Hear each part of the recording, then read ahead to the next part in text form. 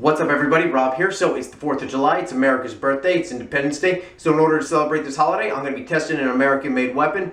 This thing right here, this bad boy, this is an 1860 US Army light cavalry saber. Alright, so the M1860 was designed as a replacement for the M1840. The 1840 cavalry saber was in turn based on a French design, I believe from 1822. In any case, the M40 is a beast of a weapon. The 1840 is a beast of a weapon. It's a big, heavy saber, packs a lot of punch to it. It was nicknamed Old Wristbreaker by the people who wielded it because it was just a gigantic, very unwieldy piece of equipment. So it was redesigned with a bit of a slighter curve to it. And yeah, if you notice the saber, it's got a curve to it certainly, but it's not quite as pronounced as with the 1840 model. It's also shorter and overall lighter in weight, and it's much easier to handle. So the M1860 is, well, preferred in that regard since this hasn't been designated as Old Wristbreaker. So, that tells you something. So, some things that it does share in common with all sabers: it is a one-handed sword. It's got a single-edged curved blade, and it was used primarily by cavalry troopers. Also, it has a brass handguard there, and these things would be primarily issued to cavalrymen, now, although some infantry officers did get a hold of them. Okay, so now, this was first adopted by the U.S. Army right when the Civil War broke out. Civil War broke out, of course, 1861, so these things were issued to cavalrymen. They also used the 1840s, and because they had like a couple thousand of them in stock already, so they just kept throwing those out. But troops were often issued these as well, and a number of them ended up in service on both sides. Now, by the time the Civil War broke out, the firearm was the king of the battlefield. The rifled musket had been invented about a decade or so beforehand with firing a mini ball, and it meant that cavalry at this point, now cavalry had already been for a couple centuries at this point, relegated more to a secondary role for things like skirmishing and scouting, things like that nature. You could charge with them. I mean, there were several decisive cavalry charges in the late 18th century and into the 19th century, Napoleonic Wars and all that stuff. But generally speaking, infantry was king.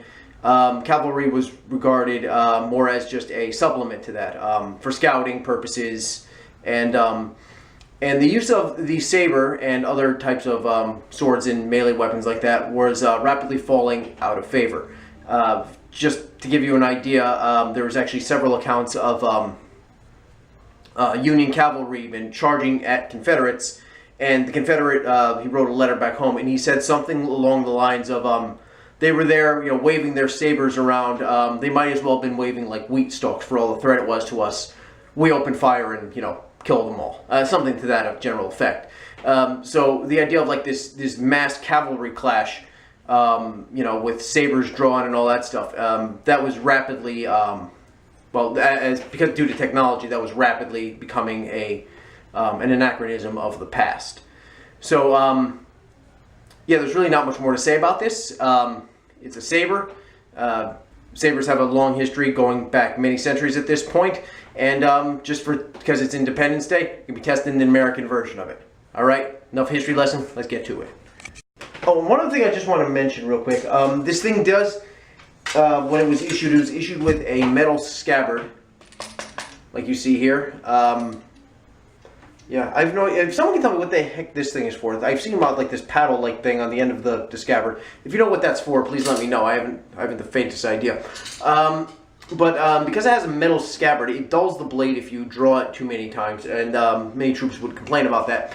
But it does give you the distinctive shing noise. Now, that's probably where movie and Hollywood, gets the idea of like the sword being drawn gives you that swinging, like that metallic sound. Probably comes from this. Now, metal scabbards, because this actually does dull the blade if you do this repeatedly.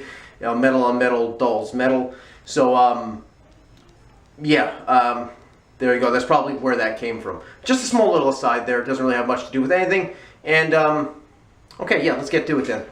Alright, so we're out here. We're getting ready to test the saber. Now, as always, the targeters are going to be a bunch of plastic bottles.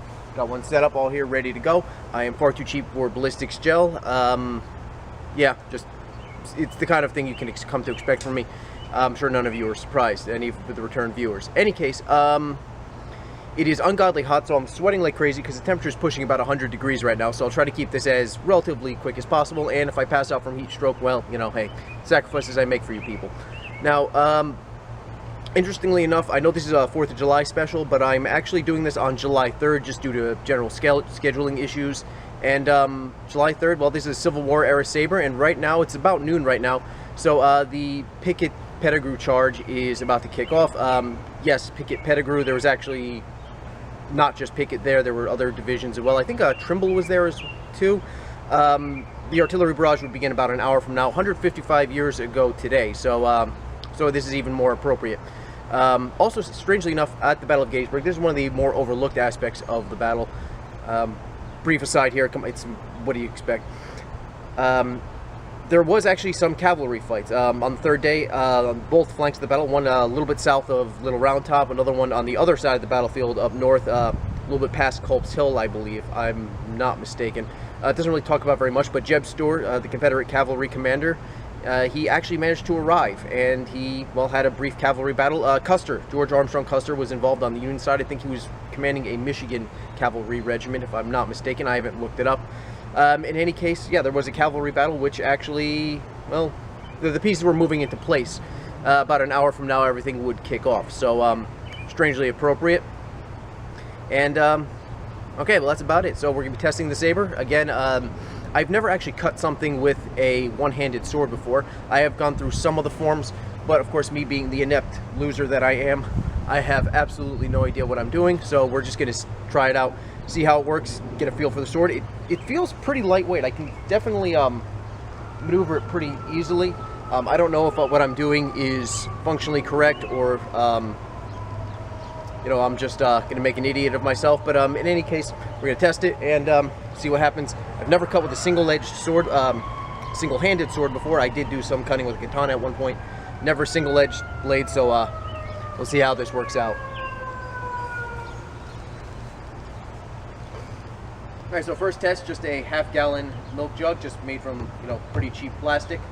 And just a simple forward strike. Now this, again, was a cavalry blade, so more than likely the horse would be going forward. You would want to use the momentum of the horse, and you wouldn't want to sit there parrying a guy, you know, on the ground, fighting with him from a standstill. You want to be using your forward momentum to swing, so I'm going to be mimicking that as best I can. And yeah, that's pretty much it. All right.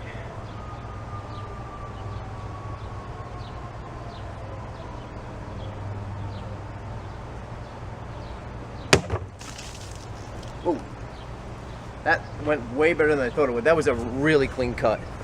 Look at that. Yeah. Real clean cut, nice and sharp. This is very, very sharp. Yeah, absolutely. Very smooth action too. Very smooth. Very very easy to maneuver. So yeah. All right, now upgrading a bit. We got a gallon right here.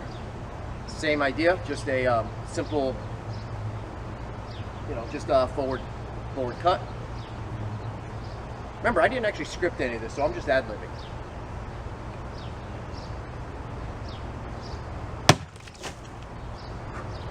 That is, look at the waters. Look, the bottom didn't even move. Bottom didn't even move. That was a very clean cut right here. Yeah, that just slid right through. I felt hardly any resistance as I slid through that. That was incredible. Top half, nice clean cut, very effective, very effective. All right, now like I said before, the main motion that you're going to be using this is again a cavalryman's blade. So the main motion would be a forward sweeping cut. But I'm just going to try a backhand. Again, saber fencing is something that was done. I don't think there was anything during this. I can't recall any saber fencing happening during the Civil War. Sure, it happened probably somewhere along the line. I'm sure there's some anecdotal evidence of that happening, but you know, whatever. In any case, I'm going to be just trying a backhanded cut, just, you know, just to see how it happens. More, well, see how confident I am. This should be fun. All right, here we go.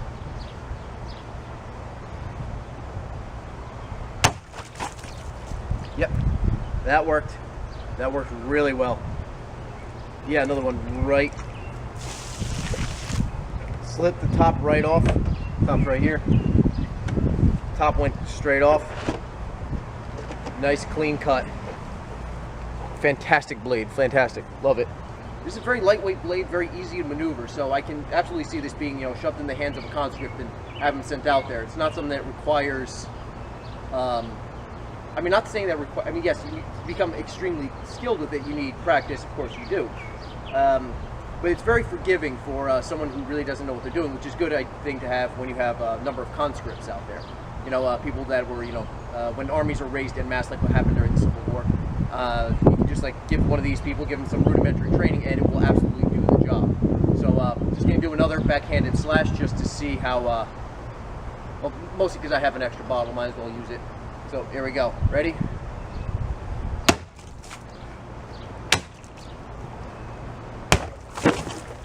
All right, the last one didn't work out because the water was able to drain out, but yeah, another really clean cut. Very nice. Very pleased with this thing. For the last test today, we have a little bit of flannel material here. Now, soldiers would be issued, Union soldiers would be issued thick wool, heavy, dark blue coats that should approximate roughly the thickness here. Confederates, they wore whatever they can get a hold of. Yeah, that's what happens when the underfunded rebels. You just got to make do with what you can. But still, generally speaking, on both sides, their uniforms, their clothing was relatively thick and padded, not quite gambeson thick. Nothing like that. It's more for protection from the elements. And yeah, it was just standard clothing. Can you imagine, it's pushing 100 degrees today. Can you imagine wearing a full length wool, multiple layered wool? Oh God, it's horrifying. Tougher breed back then. So in any case, we have just some flannel here. It's going to, mimic that sort of thing as much as possible. I don't know what kind of damage it's going to do, but we'll see what happens. All right, so here we go.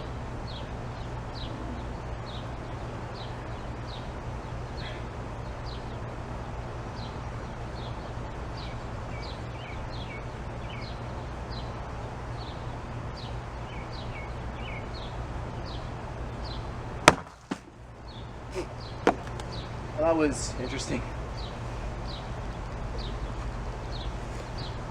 Yeah, there you go.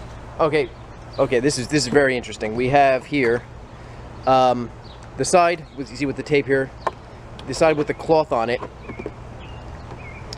It's dented in, so there's a lot of power here. This would absolutely crush someone's bone in. We got a stress fracture on this side over here. So this is most certainly a lot of energy being transferred into it. Now I know swords generally do not put a lot of a lot of concussive energy into their blows. Not like a mace or an axe or something like that, where it hits with a lot of force. These things are more cutting and thrusting weapons, and therefore piercing the enemy in some way. This is, of course, relatively speaking. It doesn't give a lot of concussive force relative to, say, a mace. However, I can absolutely see something like somebody's bones getting crushed by this. So even if it doesn't cut through the thick padding, the thick coats that people would be wearing at this point, it would absolutely 100% do some damage, especially if you hit a vulnerable bone, like the collarbone, like the clavicle, something like that. Maybe an outstretched arm, something like that would absolutely shatter the bone. And remember, you don't need to actually kill the person to put them out of the fight. The person with a shattered arm, they're not reloading, they're not fighting, they're out of the fight there. Yeah, there are tales of people, with a limb hacked off and they keep going, but generally speaking, you lose an arm, or if your arm is broken, you're out. Have a nice day. That guy's out of the fight, which is really all you need to do. So yeah, I'm actually very pleased with the results here. I do have one more test that I want to run just to see how it works out. All right, so as you can see here, this is a curved blade. It's designed for slashing. Again, with the cavalrymen, they would be moving forward and you would slash with it. But it does have a pretty sharp point on it. And I'm gonna test some thrusting on it. We have a 50-pound heavy bag here, one old one on my part. Old one. Cuts with it are not really going to do that much. This is a very thick, heavy leather.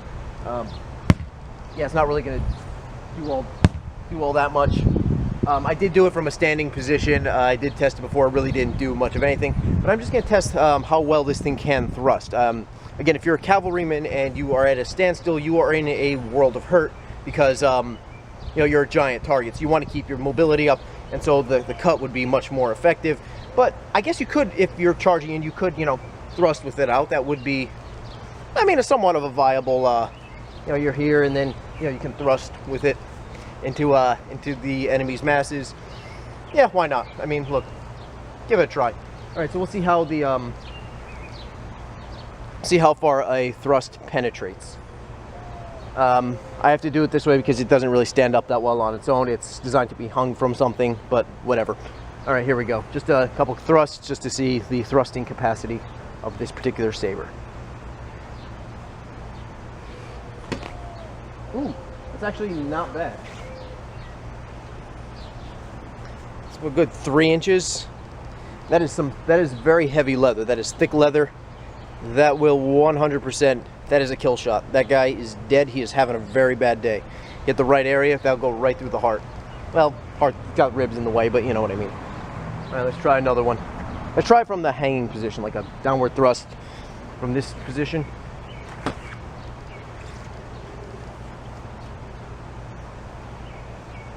All right, that was a very awkward angle on my part, but still it cut through it like paper. There was virtually no resistance till it got into that depth. It just pierced through it without any particular issue. Yeah, that is definitely a kill shot. Can easily see that going, you know, between the bone, between the clavicle and the scapula, and you know, into the body. You'd have to be very accurate with it, but it certainly can be done. I can see that going to the neck or something like that. Yeah, absolutely. All right, gonna try one more test. I managed to get this thing into a standing position, and I'm just gonna try just a standard, you know, just a standard thrust right into it, like almost rapier-like. See how that works out. All right, here we go.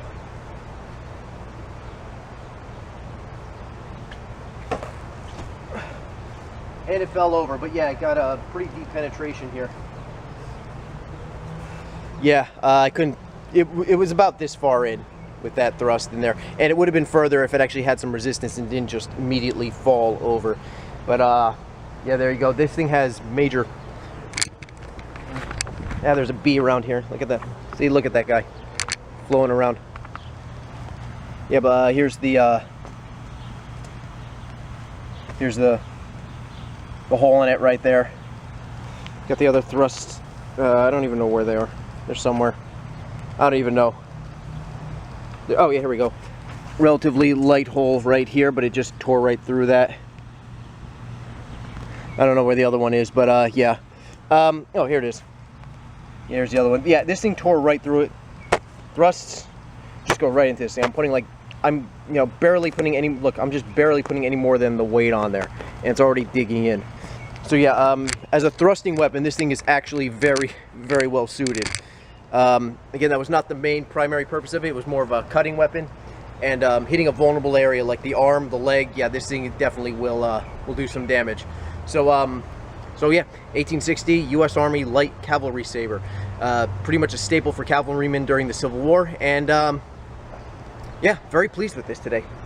I had some issues before. I think that's more due to my incompetence than anything else, and yeah, but overall, very effective weapon. Again, by the time this thing was already in service, the firearm was king. You know, rifles, pistols, they were king on the battlefield, and the age of the sword and the melee weapon was pretty much on its way out.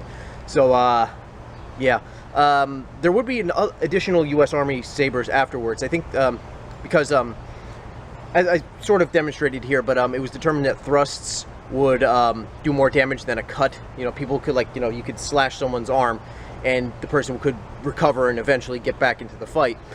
And that thrusting would do more damage, had more penetration, and, you know, would lead to more kills. So there would be a straight-bladed saber that would be invented later on. Actually, it was in 1912, I believe it was, right before World War I. Fat Law Good, that did. It was actually designed by, was it 1912 or 1922? I don't know, one of those. It was later on in the 20th century. There would be another redesign with this, with a straight blade, and it would be invented by George Patton. So yes, old Blood and Guts himself would invent a straight cavalry saber. I don't think it ever saw combat. If it did, I don't know about that. Any case, so yeah, 1860 US Army Light Cavalry Saber. So that is it for the video. Please hit the like and subscribe button. More videos will be coming out whenever I get around to it. We got a very loud helicopter right there. Very fitting, I guess, in some strange way. More videos will be coming out whenever I get around to it. Have a good day, or don't have a good day. Do you know why? Because it's Independence Day. It's 4th of July. We're free to do whatever we want, and you're free to have any kind of day you want. See you later.